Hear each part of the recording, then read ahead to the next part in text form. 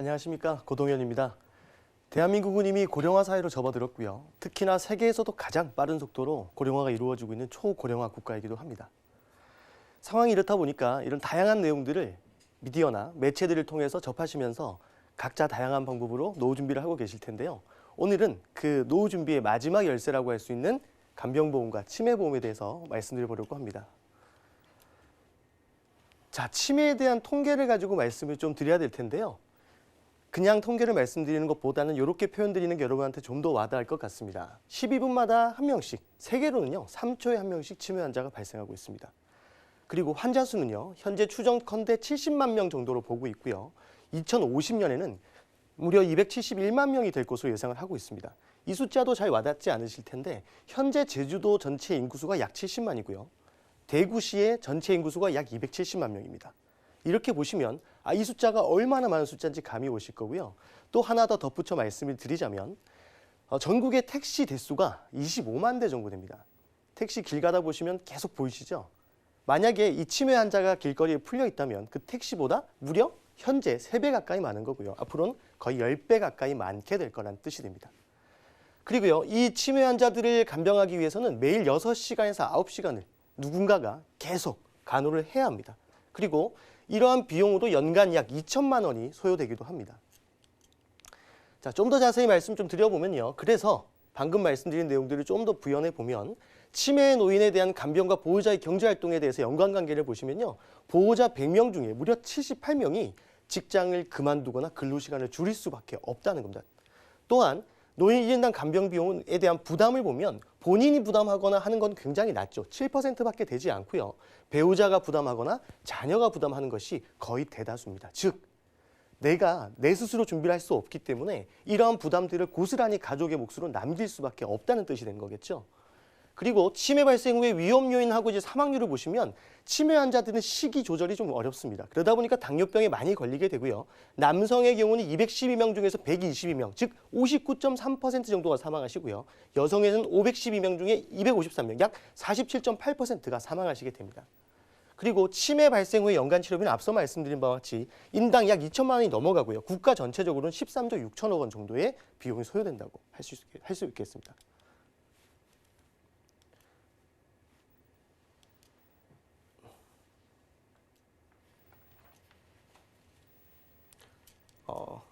네, 오늘 고동현 전문가님 모시고 치매보험과 간병보험의 중요성에 대해서 살펴보고 있습니다.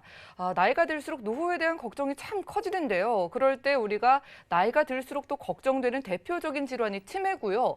거기다가 여기저기 아프게 됐을 때 간병에 대한 부담을 덜어보기 위해서 간병보험도 그 인기가 뜨겁다고 합니다. 자, 때문에 이 방송 보시면서 나도 좀 필요한 보험인 것 같다라고 생각이 드시는 분들은 언제든지 연락 주시면 되겠는데요. 아래 전화번호 02-3153-2662번 그리고 무료 문자 번호 013-3366-0110번으로 많은 연락 주시기 바라겠고요. 자세한 내용 이어서 바로 만나보시죠. 네, 이어서 말씀드리도록 하겠습니다. 잠시 에러가 있었는데 죄송하고요. 자, 입원 치료가 길어지면이라는 가정을 두고 한번 보겠습니다. 많은 분들이 여기에 대한 생각이 잘 없으실 텐데요. 이 도표를 한번 이해를 잘 해보시면 많은 도움이 될 것 같습니다. 먼저 병원 치료를 받게 됐는데 단기에 내가 치료를 받고 나면 종결되겠죠. 퇴원하고 끝입니다. 하지만 기간이 길어지는 장기 치료로 이어지게 되면 병원에서 계속해서 환자를 받아주지는 않습니다. 일정 치료 기간이 끝나고 나면 일단은 퇴원을 시키게 되거든요. 일단 퇴원 조치가 되고 나서 집에서 재가하거나 아니면 시설로 가서 치료를 받는 두 가지의 방법을 나누어 볼 수 있습니다. 만약에 집에서 치료를 받게 되면 집에서 누가 모실지가 가장 큰 고민이 되겠죠. 어디서 모실지도 고민될 거고요. 그래서 형제 간의 다툼이 나는 그런 안타까운 사연들도 많이 있습니다. 자, 그리고 이제 시설에 대한 부분인데요. 이 시설에 대한 부분을 보시면 시설에서 요양 등급, 즉 장기 요양보험에서 요양 등급을 받은 경우에는 요양원으로 가실 수 있고요. 요양 등급을 못 받은 경우는 일단은 요양병원으로 모실 수밖에 없습니다.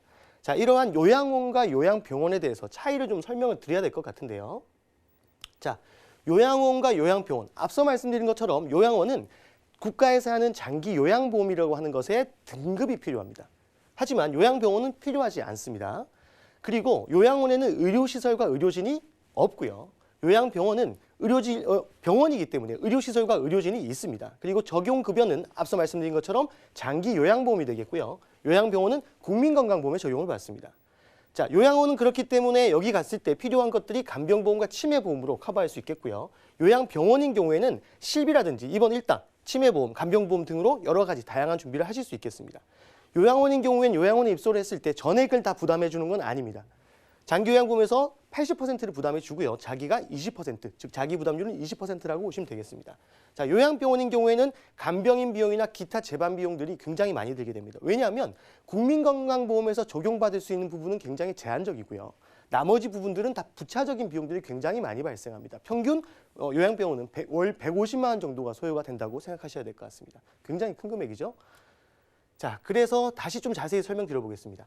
자, 장기요양보험 제가 언급드렸었는데 간병보험은요, 장기요양보험과 관계가 있는 겁니다. 간병보험은 어떤 거냐? 그러면 장기요양보험은 어떤 거냐를 좀 보셔야 될 것 같은데요. 자, 장기요양보험에 대한 이제 내용을 좀 이해하기 위해서 장기요양보험의 신청 자격에 대해서 보도록 하겠습니다. 장기요양보험은 기본적으로 65세를 기점으로 크게 나누어진다고 할 수 있습니다. 65세를 넘게 되면 어떤 상태든, 즉 내가 상해든 아니면 질병이든 뭐 치매든 이런 걸 가리지 않고요. 내가 누군가의 생활에서 누군가의 도움을 요하는 상태가 되면 65세 이상일 때는 다 적용이 받을 수 있는데요. 65세 미만인 경우에는 노인성 질환, 국가에서 정한 노인성 질환에 대해서만 적용을 받으실 수 있습니다. 자, 그러고요. 자, 이 등급 안에는 1, 2, 3, 4등급이 있고 등급 외에 5등급과 인지지원 등급 이렇게 나눠볼 수가 있는데요. 앞서 말씀드린 요양원에 입소를 하려고 하면 1, 2등급이 되어야만 요양원으로 입소가 가능하다는 점을 기억하셔야 될 것 같습니다. 자, 두 번째, 치매보험은요. CDR 척도에 의해서 적용받게 됩니다. 자, 앞에 간병보험은 뭐에 적용을 받는다고 말씀드렸죠? 간병보험은 장기요양보험과 밀접하고요. 치매보험은 CDR 척도와 밀접하다고 보셔야 될 것 같아요. 자, CDR 척도는 그럼 무엇이냐?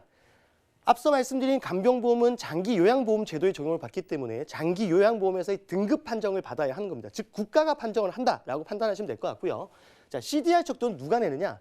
나를 진단한 내 의사가 CDR 척도를 검사 이후에 결과를 가지고 CDR 척도를 내린다라고 보시면 되겠습니다. 그래서 0부터 5까지 가게 되는데요. 0이 정상이고 0.5가 최경도, 1이 경도, 2가 중등도, 3이 중증, 4 이후는 다 중증을 보시면 되겠습니다. 이렇게 이루어져 있는데 일상적으로 간단한 건망증, 지속적으로 건망증이 발생한다 정도 0.5밖에 되지 않아요. 최경도고요.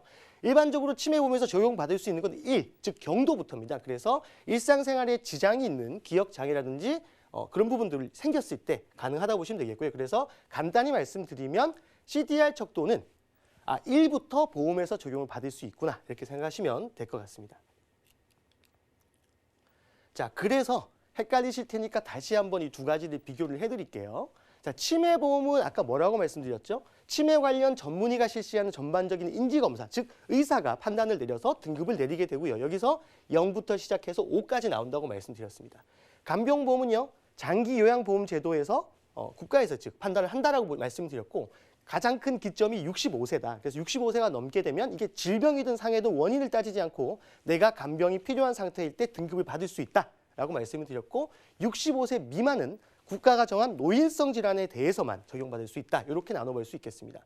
자, 그래서 간병보험은 등급이 1등급부터 5등급까지 있는데 그 이하로 인지지원 등급이라는 게 있긴 하지만 자, 전반적으로 보시면 이 발생할 수 있는 등급별 비율을 좀 보실 필요가 있습니다. CDR인 경우에는 1일 때 가장 높죠. 약 41.4%가 CDR1에서 원의 적용을 많이 받으시는 거죠. 자, 그리고 간병 등급은 어느 등급이 제일 많냐 보시면 4등급이 제일 많습니다. 약 42.8%죠. 그래서 간단히 말씀드리면 치매보험은 준비하실 때 CDR1부터 적용받을 수 있게 준비하셔야 된다는 거고요.